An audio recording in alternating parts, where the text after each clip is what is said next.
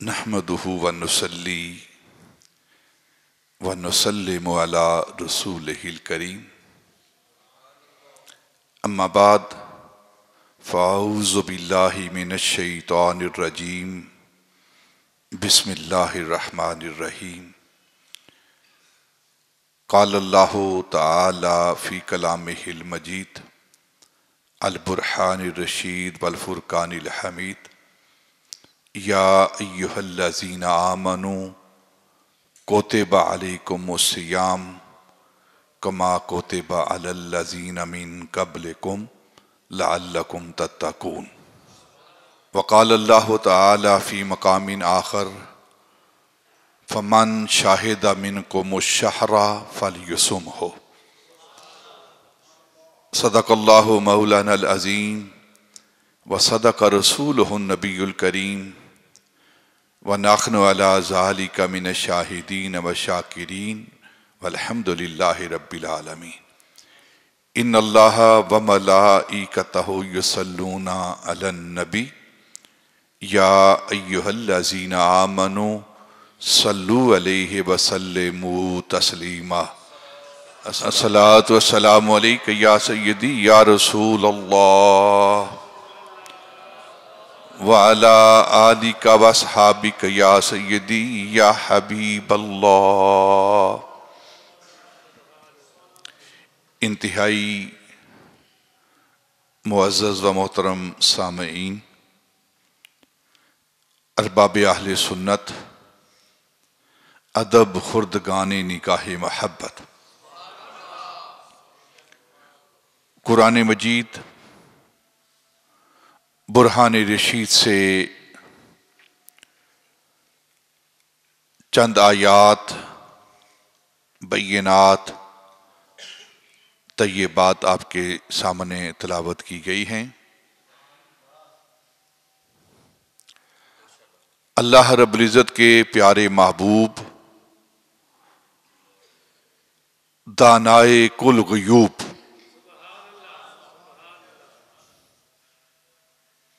نے ارشاد فرمایا بنی الاسلام علی خمس،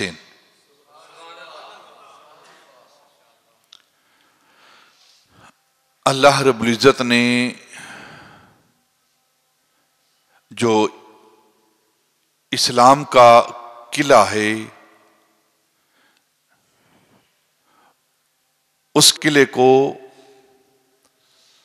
5 بنیادوں پر کھڑا کیا ہے۔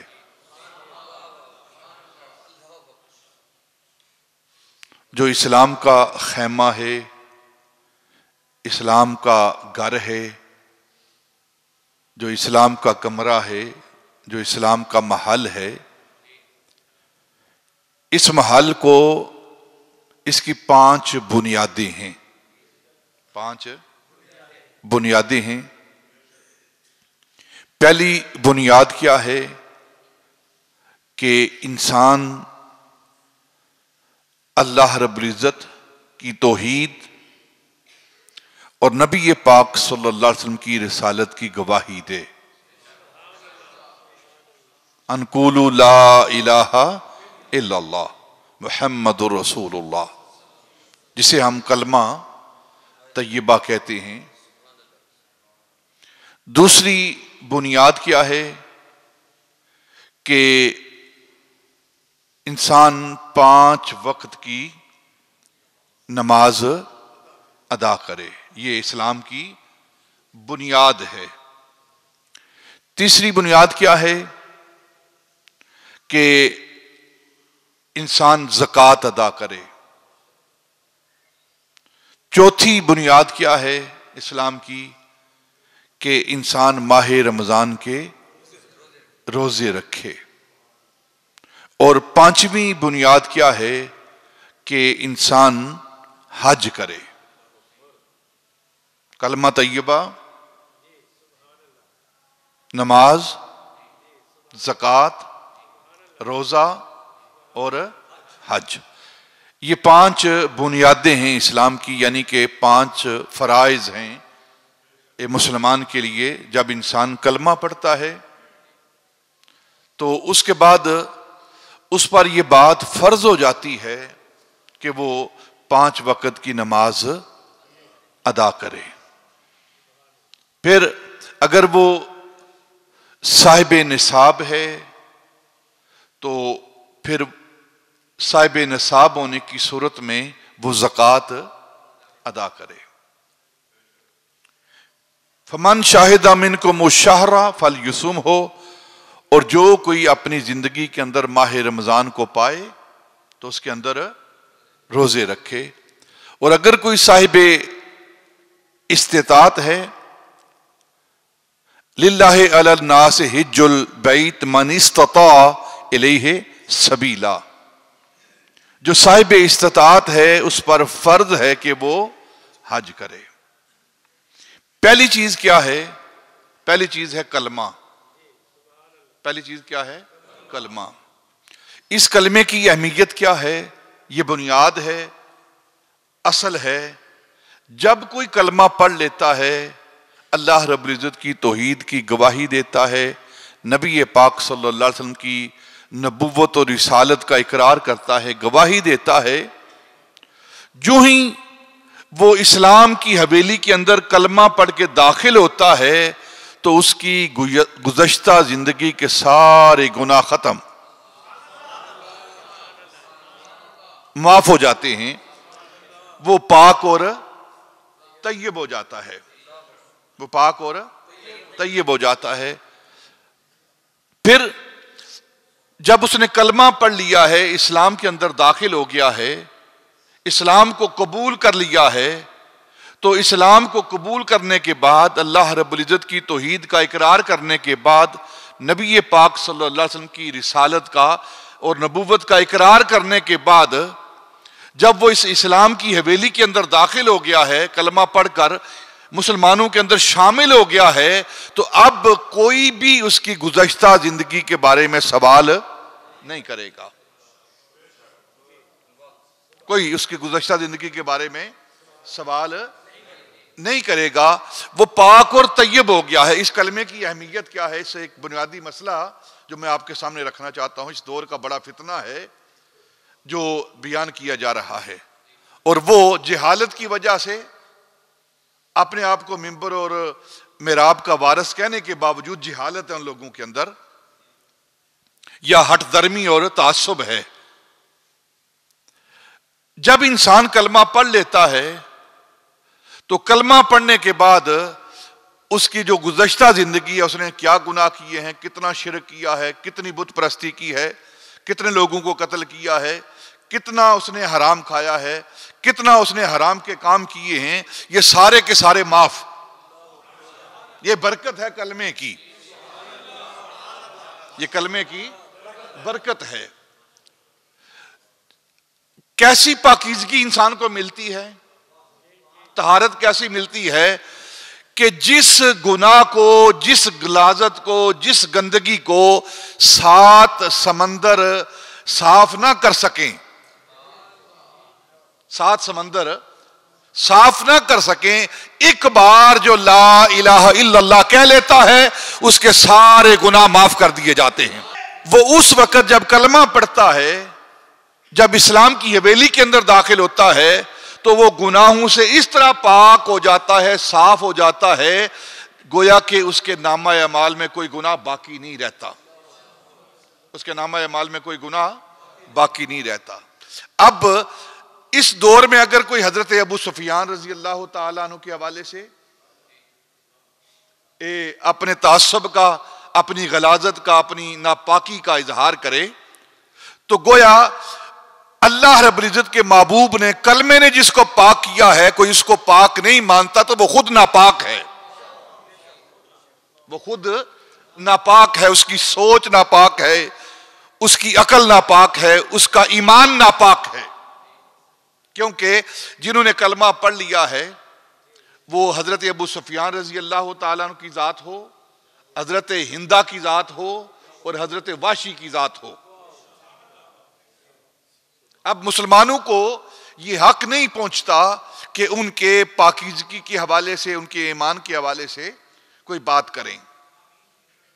انہوں نے ایمان کو قبول کر لیا، اسلام کو قبول کر لیا ہے، نبی پاک صلی اللہ علیہ وسلم کے سامنے، نبی پاک کے سامنے انہوں نے کلمہ پڑھا ہے۔ اب یہ جو آج کے دور میں فتنے اٹھے ہوئے ہیں، یہ لوگ اعتراض کرتے ہیں ابو سفیان نے یہ کیا ہے، معاذ اللہ، حضرت ہندہ نے یہ کیا ہے، کلیجہ چبایا ہے، یہ کی سارے سب کچھ کیا ہے، سب کچھ انہوں نے کیا ہے۔ اسلام کی سب سے زیادہ مخالفت کی ہے انہوں نے، آگے آ جائے، اسلام کی سب سے زیادہ مخالفت کی ہے۔ نبی پاک صلی اللہ علیہ وسلم کے چچا، پیارے چچا حضرت امیر حمزہ رضی اللہ تعالی عنہ، جو اللہ کے شیر ہیں، جو رسول اللہ کے شیر ہیں، ان کو شہید کیا ہے، ان کا کلیجہ چھپایا گیا ہے، یہ سارے ظلم کیے ہیں، اقرار کرتے ہیں، لیکن ان سارے ظلموں پر جو چیز حاوی ہے وہ کلمہ شریف ہے۔ جب انہوں نے کلمہ پڑھ لیا ہے، اب سارے گناہ معاف کر دیے گئے ہیں۔ اب اگر انہیں کوئی ناپاک کہتا ہے تو اس کا اپنا نطفہ ناپاک ہے، ان کے ایمان کے گواہ نبی پاک ہیں، اور تیرے حلالی ہونے کا گواہ کوئی نہیں ہے۔ جو ان پر زبان دراز کرے، حضرت ہندہ رضی اللہ تعالیٰ عنہ، حضرت واشی رضی اللہ تعالیٰ عنہ، اور حضرت ابو سفیان رضی اللہ تعالیٰ عنہ جو حضرت امیر معاویہ کے والد ہیں، انہوں نے کلمہ پڑھ لیا ہے، ان کے کلمے کے گواہ نبی پاک ہیں۔ انہوں نے نبی پاک کے سامنے کلمہ پڑھا ہے، کہتے جی اوپر سے پڑھا ہے، تیرے پاس علم کہاں سے آیا کہ اندر سے پڑھا؟ نہیں پڑھا، تو اپنے ایمان کے بارے میں فکر کر۔ ان کے ایمان کے، ان کے کلمے کے گواہ نبی پاک ہیں، اور کیسے گواہ ہیں؟ جن کو اللہ رب العزت نے گواہ بنا کے بھیجا ہے۔ اِنَّا أَرْسَلْنَاكَ شَاهِدًا وَمُبَشِّرًا وَنَذِيرًا وَدَاعِيًا إِلَى اللَّهِ بِإِذْنِهِ وَسِرَاجًا مُنِيرًا۔ جس کو اللہ کے رسول نے شاہد بنا کے بھیجا، اللہ نے جس کو شاہد بنا کے بھیجا ہے، ان کے ایمانوں کے گواہ وہ ہیں۔ تو جب پہلی بنیاد کیا ہے؟ پہلی بنیاد ہے کلمہ شریف۔ جس نے کلمہ پڑھ لیا ہے اس نے اسلام کو قبول کر لیا ہے، اور اسلام کو جب قبول کرتا ہے انسان تو اس کی گزشتہ زندگی کے سارے گناہ ختم ہو جاتے ہیں، معاف کر دیے جاتے ہیں۔ اب گزشتہ زندگی کا کوئی عمل اس پر سوال نہیں ہوگا، نہ اللہ سوال کرے گا کہ تو نے ایک کفر کی حالت میں یہ کیوں کیا تھا، وہ تو تھا ہی کافر اس وقت۔ ایک اور بات، ہمارے اندر ایک اور بیماری ہے ہمارے مسلمانوں کے اندر، کہ جب کوئی گنہگار بندہ، گناہ کرنے والا، وہ توبہ کر کے نا، مثلا ایک بندہ سود کھاتا رہا ہے، سود لیتا رہا ہے، حرام کاری کرتا رہا ہے، جوا کھیلتا رہا ہے، زنا کرتا رہا ہے، شراب نوشی کرتا رہا ہے مسلمان ہو کر، اور اللہ نے اسے ہدایت دی ہے، اب وہ سارے گناہوں سے سچی توبہ کر کے ان سارے گناہوں کو چھوڑ دیتا ہے، ان سے سچی توبہ کر لیتا ہے، تو کچھ بیوقوف قسم کے لوگ اس کی گزشتہ زندگی پر بات کرتے ہیں کہ تو وہ ہے جو یہ گناہ کرتا تھا، تو وہ ہے جو شراب پیتا تھا، جو زنا کرتا تھا، جوا کھیلتا تھا، فلاں کام کرتا تھا۔ تو اب اللہ کے رسول کا فرمان سنیں اس کے بارے میں، جو یہ کہتا ہے اس کو، جس نے گزشتہ زندگی پر توبہ کی، گناہوں سے معافی مانگی، گناہوں کو چھوڑ دیا، اب دوبارہ ان گناہوں کی طرف وہ لوٹنے والا نہیں ہے، تو جس نے اس کے گزشتہ زندگی پر تانا دیا کہ تو یہ کام کرنے والا تھا، یہ کام کرتا تھا تو نبی پاک نے فرمایا کہ وہ شخص جو تانا دینے والا ہے، جو اس کی گزشتہ زندگی پر انگلی اٹھانے والا ہے، زبان دراز کرنے والا ہے، اس شخص کو اس وقت تک موت نہیں آئے گی جب تک وہ اس گناہ میں ملوث نہ ہو جائے گا۔ تو ہمیں اپنی سوچنی چاہیے، ہمیں کسی کی سوچنی نہیں چاہیے کہ اس نے کیا کیا تھا گزشتہ زندگی کے اندر۔ جو اس نے کیا ہے وہ سارے گناہ اس کے معاف ہو گئے ہیں، اس نے توبہ کی ہے۔ اور پھر نبی پاک صلی اللہ علیہ وسلم نے ارشاد فرمایا کہ ایک حج سے دوسرے حج تک جو درمیانی عرصہ ہے، ایک رمضان سے دوسرے رمضان تک، ٹھیک ہے، اور ایک جمعے سے دوسرے جمعے تک، اور ایک نماز سے دوسری نماز تک،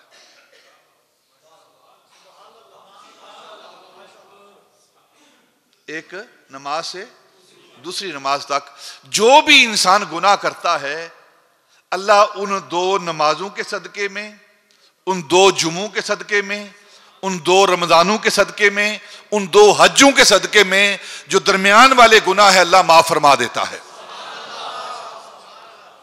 اللہ معاف فرما دیتا ہے۔ یہ ایک صغیرہ جو گناہ ہے ان کی بات ہو رہی ہے، یہ جو انسان چھوٹے موٹے گناہ کرتا ہے ان کی بات ہو رہی ہے۔ جو کبیرہ گناہ ہے جب تک وہ اس کی توبہ نہیں کرے گا، مینشن کر کے نا، اگر اعلانیہ گناہ کیا ہے تو اعلانیہ توبہ، اگر چھپ کر گناہ کیا ہے تو چھپ کر توبہ۔ جب وہ توبہ کر لے گا، ایک نماز پڑھ کر اس نے کوئی گناہ کر لیا ہے تو اگلی نماز تک آنے تک جو توبہ کر لیتا ہے کبیرہ گناہ سے، اور صغیرہ گناہ جو ہے اس کا کفارہ وہ دونوں نمازیں ہیں، دونوں نمازیں ہیں، دونوں وہ جمعے ہیں، وہ دونوں رمضان ہیں، وہ دونوں حج ہیں۔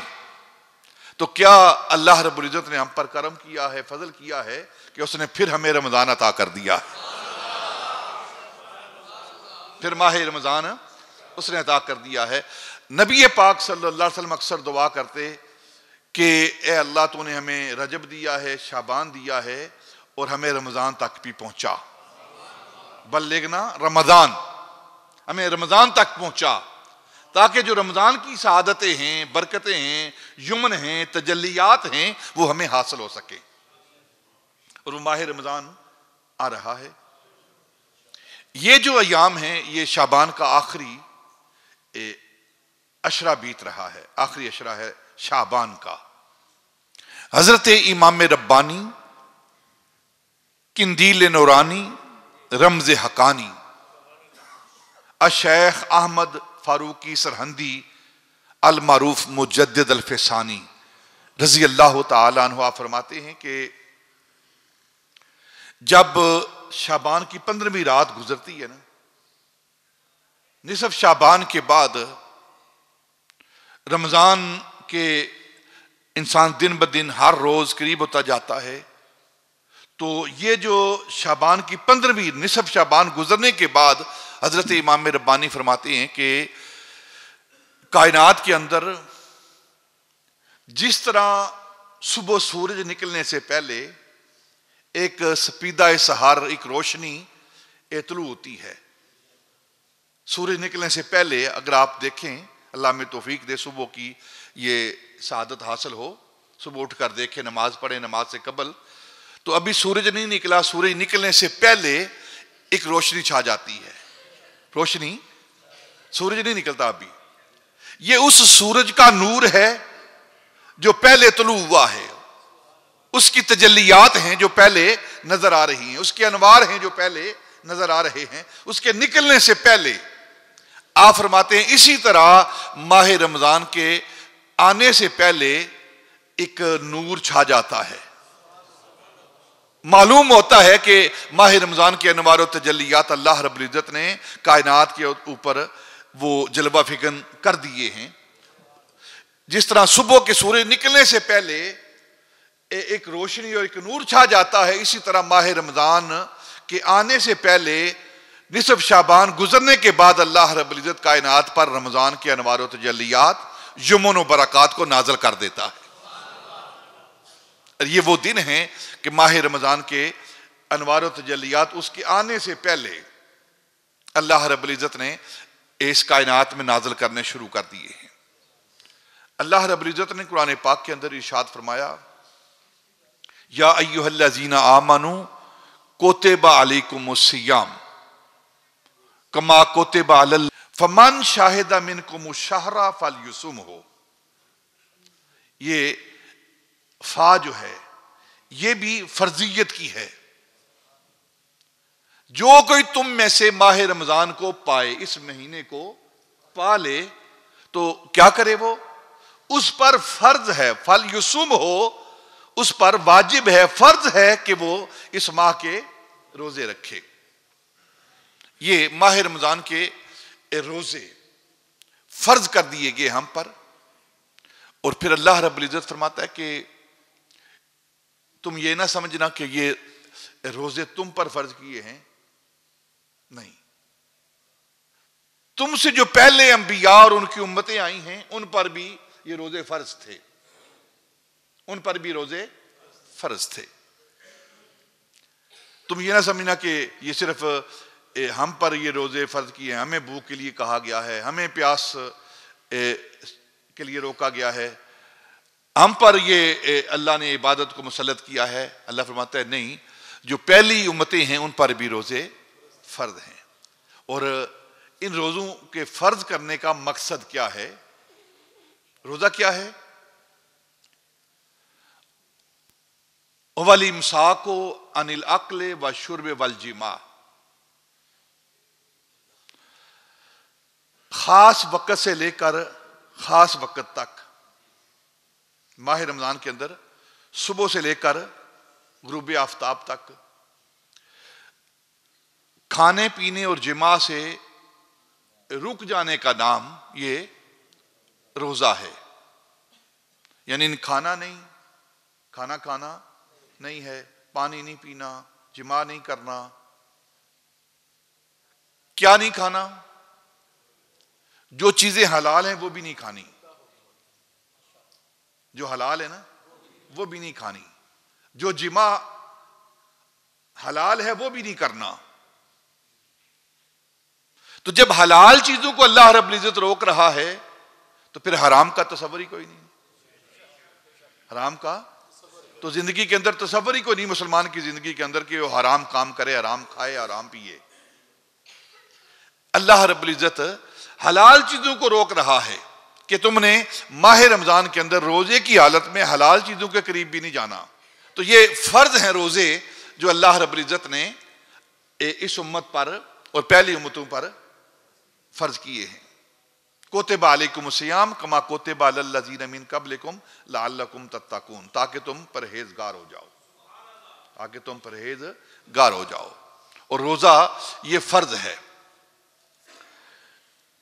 نماز، زکوٰۃ، یہ دونوں فرض ہوئی ہیں مکی زندگی کے اندر۔ جو مکہ المکرمہ کی زندگی ہے نا نبی پاک کی 13 سالہ پہلے زندگی، معراج سے واپس آتے ہوئے نماز کو فرض کر دیا گیا، 50 سے کم کر کے 5 کو فرض کیا گیا ہے، اور پڑھیں گے 5 اور ثواب 50 کا۔ اسی طرح زکوٰۃ کے جو اجمالی احکام ہیں، وہ سارے کے سارے اجمالی احکام وہ مکہ المکرمہ کے اندر فرض کر دیے گئے تھے۔ تفصیلی احکام وہ مدینہ المنورہ ہجرت کے بعد دوسرے سال زکوٰۃ کے تفصیلی احکام وہ مدینہ المنورہ میں نازل ہوئے ہیں۔ اور زکوٰۃ کے بعد روزے، یہ تحویل قبلہ کے بعد 2 ہجری کو، اور علماء نے بیان کیا ہے یا 2 شعبان کو یا 10 شعبان کو یہ ماہ رمضان کے روزوں کی فرضیت کا حکم نازل ہوا، 2 ہجری کو۔ اور نبی پاک صلی اللہ علیہ وسلم نے 9 رمضان آپ نے مدینہ المنورہ میں گزارے ہیں، اور 11 ہجری کو آپ کا وصال مبارک ہوا ہے۔ تو 9 سال آپ نے یہ روزے رکھے ہیں۔ اور آپ کی عادت مبارکہ کیا تھی کہ شعبان کے اندر کثرت کے ساتھ روزے رکھتے، تیاری کرتے رمضان کی، اور پھر رمضان کے اندر پورا ماہ رمضان آپ روزے رکھتے۔ یہ نبی پاک صلی اللہ علیہ وسلم کی سنت بھی ہے، اللہ کا حکم بھی ہے، فرض بھی ہے، اور ہر ایمان والے پر ماہ رمضان کے روزے فرض ہیں، ماہ رمضان کے روزے فرض ہیں۔ نبی پاک صلی اللہ علیہ وسلم کی عادت مبارکہ تھی کہ جب بھی ماہ رمضان قریب آتا، شعبان کے آخری ایام آتے، تو نبی پاک اپنے صحابہ رضوان اللہ تعالی علیہم اجمعین کو ماہ رمضان کی آمد کے حوالے سے خطبہ دیا کرتے تھے۔ حضرت سلمان فارسی رضی اللہ تعالیٰ عنہ آپ فرماتے ہیں کہ نبی پاک صلی اللہ علیہ وسلم نے ہمیں خطبہ دیا، خطبنا رسول اللہ صلی اللہ علیہ وسلم یا ایھا الناس یا ایھا المؤمنون قد اذلکم شہر عظیم، شہر مبارک، شہر فیہ لیلۃ خیر من الف شہر۔ آپ فرماتے ہیں حضرت سلمان فارسی رضی اللہ تعالیٰ عنہ کہ نبی پاک صلی اللہ علیہ وسلم شعبان کے آخری دنوں میں ہمیں خطبہ دیا۔ خطبہ کیا دیا کہ اے لوگو، اے ایمان والو، اے مسلمانوں، اے مومنوں، قد اذلکم شہر عظیم، تم پر ایک عظیم مہینہ جلوہ فکر ہونے والا ہے، ایک عظیم مہینہ آنے والا ہے، شہر مبارکن، مبارک مہینہ آنے والا ہے، اور اس مبارک مہینے کے اندر ایک رات ہے، فیہ لیلۃ، ایک رات ہے خیر من الف شہر، جو 1000 مہینوں سے بہتر ہے۔ 1000 مہینوں سے ایک رات اس مہینے کی، جو 1000 مہینوں سے بہتر ہے۔ اور پھر آپ فرماتے ہیں، نبی پاک نے فرمایا کہ یہ صبر کا مہینہ ہے، شہر الصبر، صبر کا مہینہ ہے، اور صبر کی جزا کیا ہے؟ جنت۔ صبر کی جزا کیا ہے؟ جنت۔ اور پھر فرمایا یہ مواسات کا مہینہ ہے، مواسات کا مہینہ ہے۔ یہ مواسات کیا ہے؟ ایک ہے مساوات اور ایک ہے مواسات۔ مساوات کیا ہے؟ برابری، برابر تقسیم کرنا، مساوات، برابر، مساوی جسے کہتے ہیں نا آپ، برابر تقسیم کرنا۔ اور مواسات کیا ہے؟ جو کچھ ہے سب کچھ تقسیم کر دینا، یہ مواسات ہے، یہ مواسات کا مہینہ ہے۔ اور یہ وہ مہینہ ہے، نبی پاک نے فرمایا کہ اللہ رب العزت اس مہینے کے اندر ایمان والوں کے رزق میں اضافہ کر دیتا ہے، رزق میں اضافہ کر دیتا ہے۔ اور پھر نبی پاک نے فرمایا کہ جو شخص اس ماہ کے اندر ایک اپنے مسلمان بھائی کے لیے، روزے دار کے لیے، صائم کے لیے افطاری کا اہتمام کرتا ہے، چاہے وہ لسی کے ایک گھونٹ سے کرے،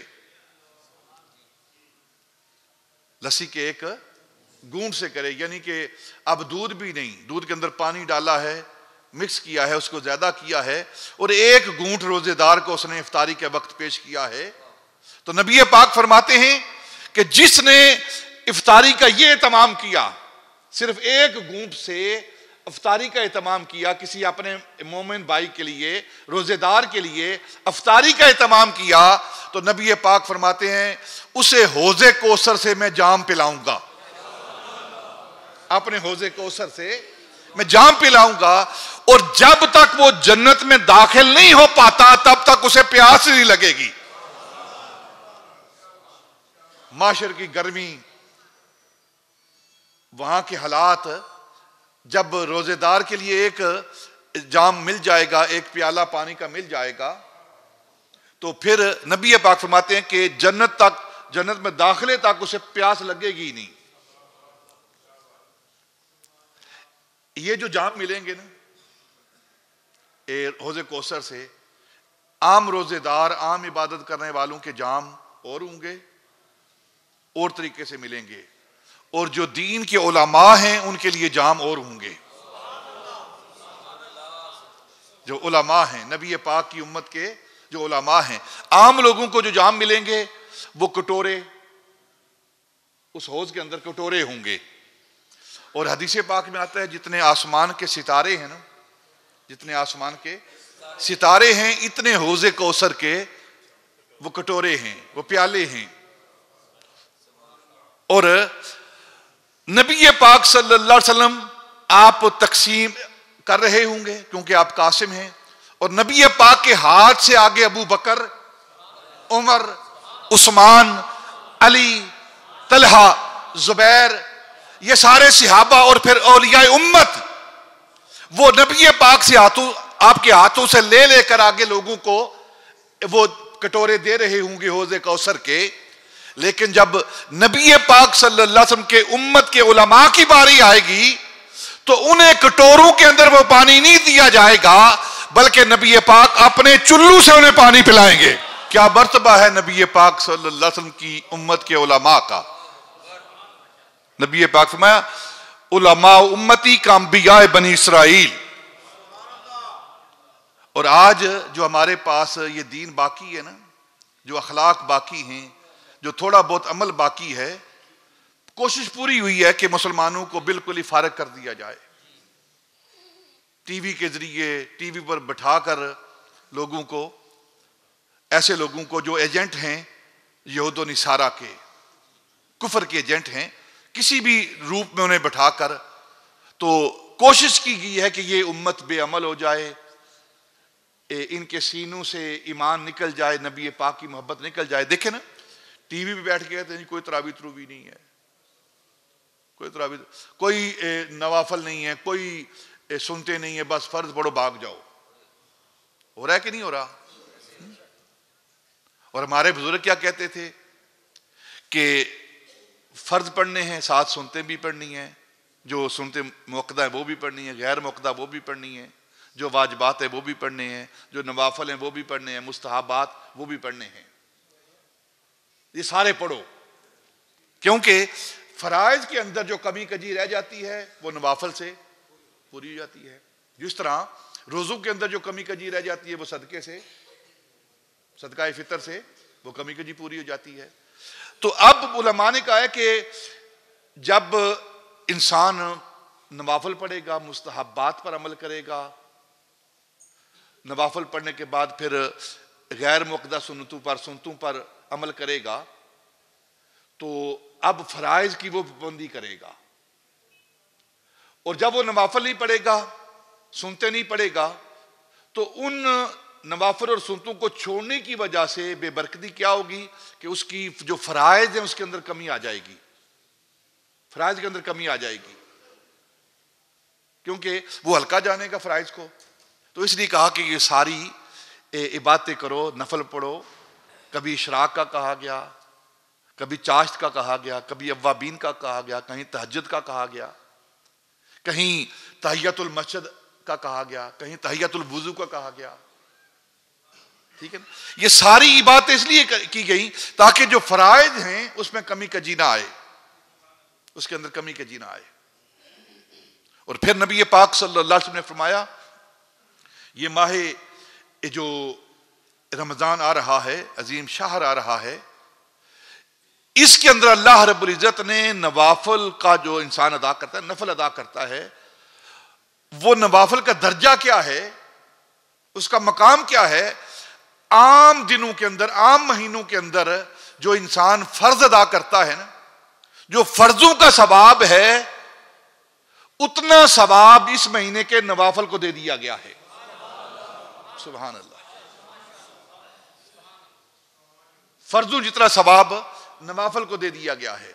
اور جو فرض ادا کرتا ہے اس مہینے کے اندر، جو فرض ادا کرتا ہے، اس فرض کو عام مہینوں کے اندر، عام دنوں کے اندر جو فرض ہیں جن کا ثواب 70 گنا ہے، وہ دے دیا گیا ہے، یعنی کہ 70 گنا سے بڑھا کر 700 گنا تک اس ماہ کے اندر وہ عطا کر دیا گیا ہے۔ اب جو روزہ افطاری کرواتا ہے پانی کے گھونٹ سے، لسی کے گھونٹ سے، اس کے لیے کیا ہے؟ حوض کوثر کا جام، اور جنت تک جب تک داخل نہیں ہو جاتا اسے پیاس نہیں لگے گی۔ اور جو کھانا کھلاتا ہے، اچھی افطاری کرواتا ہے، تو اس کے بارے میں کیا ہے کہ جو اپنے روزے دار بھائی کے لیے افطاری کا اہتمام کرتا ہے، تو نبی پاک نے فرمایا، حدیث کی کتابوں کے اندر، تفاسیر کی کتابوں کے اندر یہ حدیث پاک موجود ہے، نبی پاک نے فرمایا کہ جو اپنے مسلمان روزے دار بھائی کے لیے دسترخوان لگاتا ہے، اس پر کھانا چنتا ہے، افطاری کا اہتمام کرتا ہے، تو اللہ رب العزت اس شخص کے لیے جو کہ دسترخوان چن رہا ہے، لگا رہا ہے، جنت کے اندر دسترخوان لگائے گا۔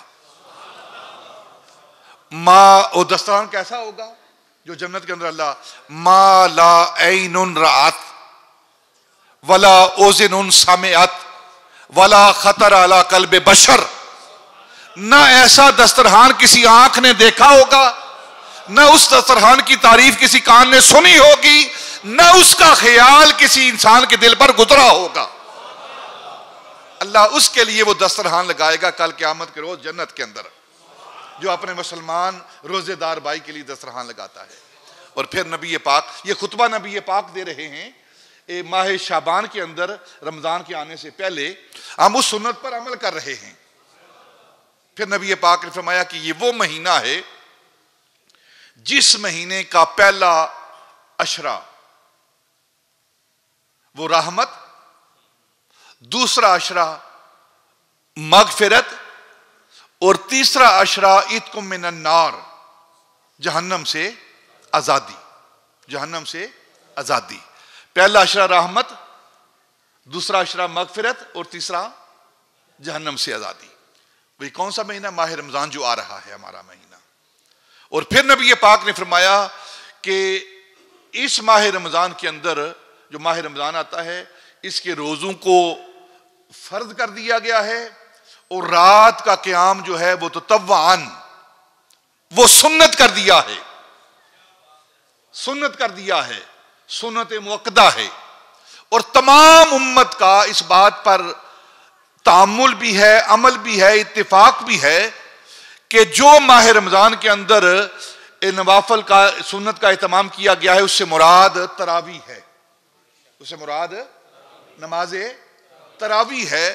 اور تمام امت کا اس بات پر عمل ہے کہ یہ تراویح 20 ہیں، 20، 8 کا کوئی تصور نہیں ہے، 8 کا کوئی ایک بھی ذخیرہ اندر، حدیث کے اندر ایک بھی حدیث پاک نہیں ہے کہ جو 8 تراویح کی طرف لے کر جائے۔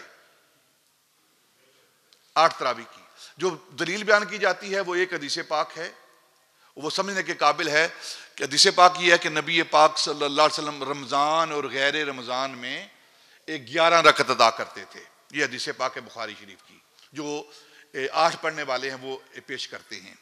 یہ دلیل ہے ایک، صرف کوئی ایک لفظ بھی نہیں ہے 8 کا۔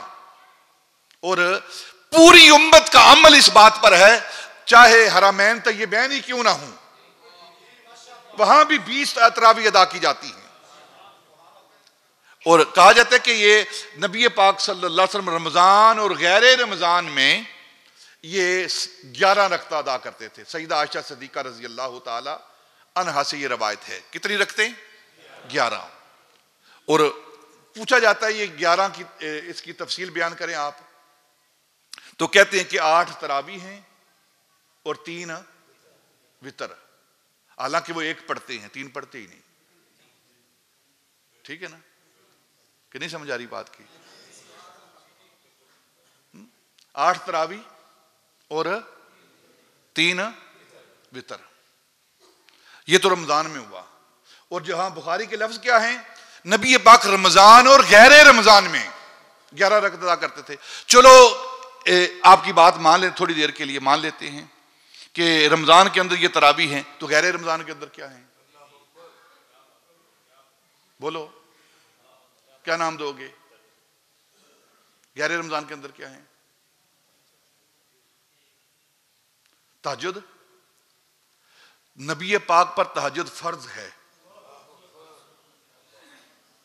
نبی پاک پر تہجد، فتہجد بہی نافلۃ لک، تہجد فرض ہے نبی پاک پر۔ تو 11 رکعت وہ 8 تراویح پڑھتے تھے، تہجد کہاں گئی؟ پھر تہجد کہاں گئی؟ آپ صلی اللہ علیہ وسلم آپ تہجد ادا فرماتے تھے، وہ رمضان ہو یا غیر رمضان ہو، یہ تہجد کی نماز کی بات ہو رہی ہے۔ جو تراویح کی بات ہے وہ 20 تراویح ہیں جو نبی پاک صلی اللہ علیہ وسلم کے صحابہ رضوان اللہ تعالی علیہم اجمعین، اور 3 دن نبی پاک صلی اللہ علیہ وسلم نے یہ جماعت کے ساتھ 20 رکعت تراویح کو ادا کیا ہے، 3 دن۔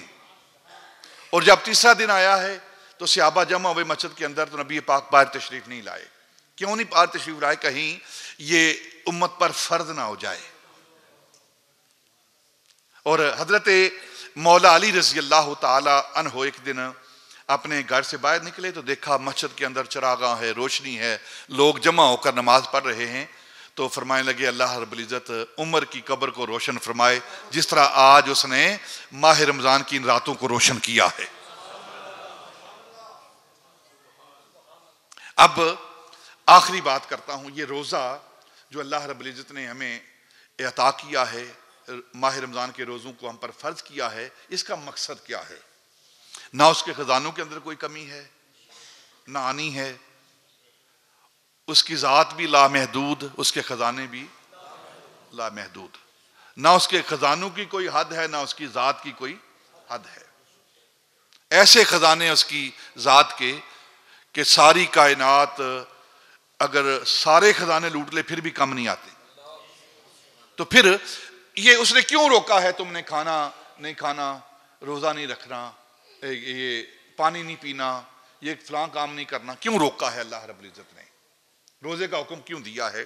پہلی وجہ جو سمجھ آتی ہے وہ یہ ہے کہ اس کا مقصد، اللہ چاہتا ہے میں بھی غیرت مند ہوں، اللہ غیرت مند ہے، اور اللہ کا رسول بھی غیرت مند ہے، اللہ کا رسول بھی، اللہ بھی غیرت والا، اللہ کا رسول بھی غیرت والا، اور اللہ چاہتا ہے میرے رسول کی امت بھی غیرت مند ہو جائے۔ کیا غیرت پیدا ہوگی اس سے، روزے رکھنے سے؟ یہ ایک تمرین ہے، ایک مشق ہے، ایک عمل ہے جو امت کو دیا جا رہا ہے کہ تم ایک مہینہ فاقہ کر کے نہ کھا کے مشق کرو۔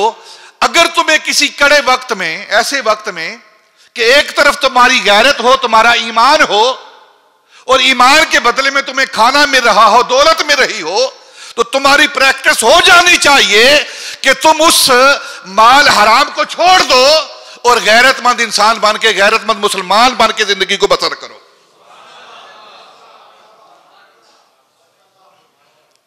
یہ ایک اس کا مفہوم جو ہے میرے ذہن کے جو اندر آیا ہے وہ میں آپ کے سامنے رکھا ہے۔ اور دوسرا اس کا جو مقصد ہے وہ کیا ہے؟ ایمان بالغیب جو ہے نا وہ راسخ ہو جائے انسان کے قلب کے اندر۔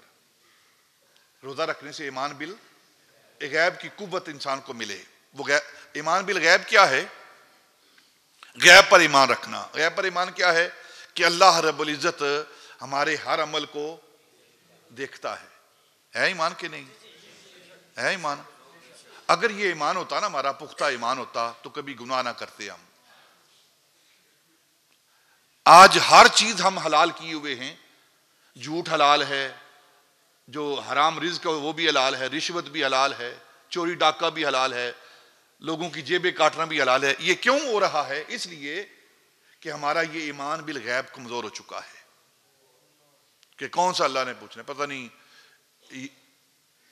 یہ کہتے ہیں کہ اے جگ مٹھا تو اگلا کنے ڈٹھا، اس طرح کی باتیں ہو رہی ہیں۔ بس اتنے کھاؤ پیو موجاں کرو، آرام ملتا ہے وہ کھا لو، حلال ملتا ہے وہ کھا لو، سود ملتا ہے وہ کھا لو، کسی کا مال ملتا ہے وہ ہڑپ کر جاؤ، اور یہ ساری حکومتیں یہی کر رہی ہیں۔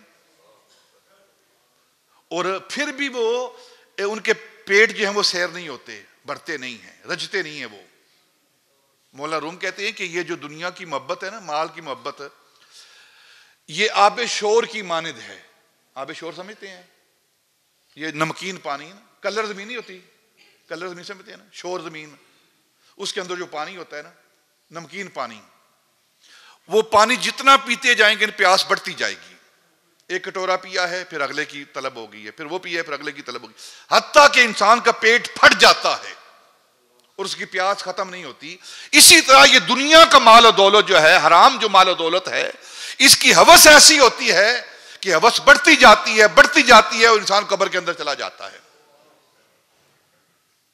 یہ آب شور ہے۔ تو اللہ چاہتا ہے کہ محبوب کی جو امت ہے وہ غیرت مند ہو جائے۔ اللہ بھی غیرت مند، اس کی محبوب بھی غیرت مند، اور امت بھی غیرت مند ہو، یہ چاہتا ہے۔ اور دوسرا جو ایمان بالغیب ہے، اس عقیدے کو تقویت ملے، یہ عقیدہ مضبوط ہو انسان کے اندر۔ اس لیے اللہ رب العزت ماہ رمضان کے روزوں کو فرض کرتا ہے۔ وہ کیسے ہے؟ دیکھیں، جب ماہ رمضان آتا ہے ہم روزہ رکھتے ہیں، گرمی، سخت گرمی ہے، مزدوری بھی کرتے ہیں، کام بھی کرتے ہیں، پیاس لگی ہے، بھوک لگی ہے، تو کوئی بندہ کھانا کھاتا ہے، پانی پیتا ہے روزے دار؟ بولو، نہیں کھاتے ہم، ٹھیک ہے نا؟ چلو لوگوں کے سامنے نہ کھائیں، اپنے گھر کے اندر کمرہ بند کر کے کھانا منگوا لیں، یا شربت فریج سے نکال کے، بوتل نکال کے پی لیں۔ پیتے ہیں؟ نہیں پیتے۔ چلو وضو کرتے ہوئے، جب انسان وضو کر رہا ہے نماز کے لیے تو ظاہر پانی ڈالتا ہے اپنے منہ کے اندر کلی کرنے کے لیے، تو اس کلی کے بہانے پانی نکلتے ہیں؟ کیوں نہیں نکلتے؟ کیوں نہیں نکلتے؟ کیونکہ ہمارے تحت شعور کے اندر یہ بات موجود ہے، ہمارے ایمان بالغیب کا یہ تقاضا ہے کہ اگر دنیا کی آنکھ نہیں دیکھ رہی، وہ اللہ تو دیکھ رہا ہے نا۔ اسی لیے نہ اندر بیٹھ کر کمرے کے اندر بند کر کے، نہ وضو کرتے ہوئے، جبکہ پانی ڈالا ہوا ہے پانی منہ کے اندر، لیکن پھر بھی حلق کے نیچے نہیں لے کر جاتے۔ کیوں؟ اس لیے نہیں لے کر جاتے کہ ہمارا رب ہمیں دیکھ رہا ہے۔ تو اللہ چاہتا ہے جس طرح ماہ رمضان کے اندر تمہارا یہ کنسپٹ، تمہارا یہ عقیدہ مضبوط ہو رہا ہے کہ تمہیں پتہ ہے کہ پانی پیئیں گے تو اللہ دیکھ رہا ہے، دنیا تو نہیں دیکھ رہی، اسی طرح جب 11 مہینے آئیں گے باقی کے، تو اس کے اندر بھی جب تم گناہ کرنے لگو، جب کوئی برا کام کرنے لگو، تو تمہارا یہ کنسپٹ اور عقیدہ ڈیولپ ہو چکا ہو کہ تمہیں اللہ دیکھ رہا ہے، چاہے ہم تنہائی کے اندر ہی کیوں نہیں ہیں۔ اس لیے اللہ رب العزت ماہ رمضان کے روزے دیتا ہے کہ یہ سال کے بعد پھر دوبارہ مشق کر لو، پھر مشق کر لو، پھر مشق کر لو، اور جب تم روزے رکھ لو گے اور تمہارا یہ ایمان بالغیب مضبوط ہو جائے گا، تو باقی کے جو 11 مہینے ہیں، ان 11 مہینوں کے اندر ہم گناہ اور برائی نہیں کریں گے، کیونکہ ہمارا رب ہمیں دیکھ رہا ہے۔ یہ ایک بنیادی نقطہ ہے جو روزے رکھنے کا، جو اللہ رب العزت ہمیں دے رہا ہے، اپنے محبوب کی امت کو یہ دے رہا ہے۔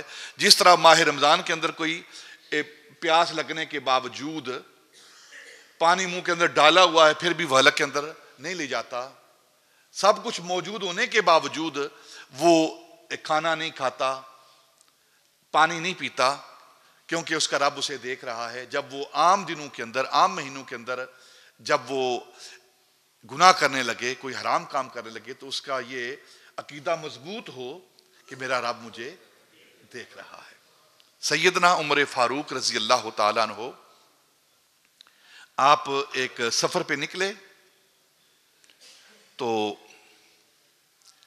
اب تمازت آفتاب، عرب کی گرمی، سخت گرمی، پہاڑ، ریگستان، تو سفر پہ نکلے تو جنگل میں پہنچے، پہاڑوں کے اندر، تو سخت پیاس لگی ہوئی ہے۔